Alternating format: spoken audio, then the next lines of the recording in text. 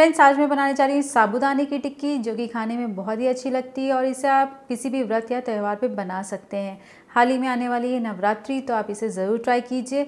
और रेसिपी को शुरू करने से पहले वीडियो को ज़रूर लाइक कीजिए, चैनल को सब्सक्राइब कीजिए और नोटिफिकेशन के लिए बेल आइकन पर क्लिक करना ना भूलें। तो फ्रेंड्स, हम लोग आज नवरात्रि स्पेशल साबूदाने की टिक्की बनाने जा रहे हैं। तो मैंने लिया है हाफ कप साबूदाना और इसे हमें पहले भिगोना है। तो हम इसमें डालेंगे थोड़ा सा पानी। हम उतना ही पानी डालेंगे जितने में साबूदाना बिल्कुल अच्छे से भीग जाए। और ध्यान रहे कि साबूदाना जो है काफ़ी फूलता है, तो हम उतना ही पानी डालेंगे जिससे ये अच्छे से भीगा रहे।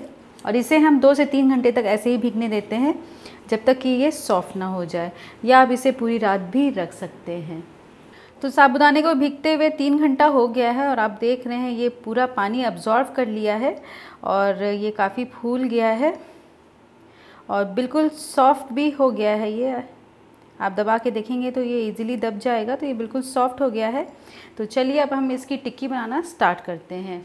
साबूदाना की टिक्की बनाने के लिए मैंने लिया है कुछ रोस्टेड मूंगफली और इसे हम थोड़ा सा क्रश कर लेते हैं।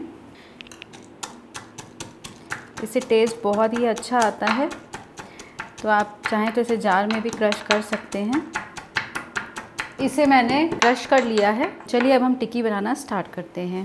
टिक्की बनाने के लिए मैंने लिया है 2 मीडियम साइज़ के उबले और मैश किए हुए आलू। इसे हम बोल में डाल देते हैं और इसमें हम डालते हैं कटी हुई धनिया की पत्ती। हम व्रत स्पेशल बना रहे हैं तो बहुत ज़्यादा मसाले नहीं डालेंगे, इसलिए यहाँ पर हम डालते हैं क्रश किए हुए पीनट्स। इससे टेस्ट बहुत ही अच्छा आता है। हाफ़ टी स्पून काली मिर्च पाउडर। टेस्ट के अकॉर्डिंग इसमें हम डालेंगे सेंधा नमक और फिर इसमें हम डालते हैं थोड़ा सा नींबू का रस, 1 चम्मच। और सभी को हम बिल्कुल अच्छे से मिक्स कर लेते हैं। तो टिक्की बनाने के लिए ये मिक्सचर बिल्कुल रेडी हो गया है और चलिए अब हम इसकी टिक्की बनाना स्टार्ट करते हैं। टिक्की बनाने के लिए हम थोड़ा सा पोर्शन अपने हाथ में लेते हैं और हम इसे एक टिक्की का शेप दे देंगे। आप जितनी बड़ी टिक्की बनाना चाहते हैं उतनी बड़ी बना सकते हैं। तो ये एक टिक्की बनकर रेडी हो गई है। इसे हम रखते हैं प्लेट में और बाकी सभी टिक्की हम ऐसे ही बनाकर रेडी कर लेते हैं। तो मैंने सभी टिक्की बनाकर रेडी कर लिया है और चलिए अब इसे हम शैलो फ्राई कर लेते हैं। तो आज हम साबूदाना टिक्की को शैलो फ्राई करेंगे। तो हम पैन में डालते हैं तेल और तेल को हम थोड़ा गरम होने देते हैं। तेल थोड़ा गरम हो गया है और अब इसमें हम एक एक करके साबूदाना टिक्की रखते हैं।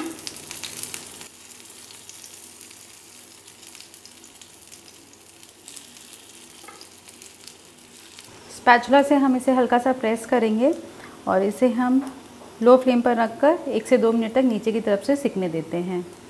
तो 2 मिनट हो गया है और अब हम टिक्की को पलट देते हैं और इसे हम नीचे की तरफ से भी 2 से 3 मिनट तक के लिए सेक लेते हैं।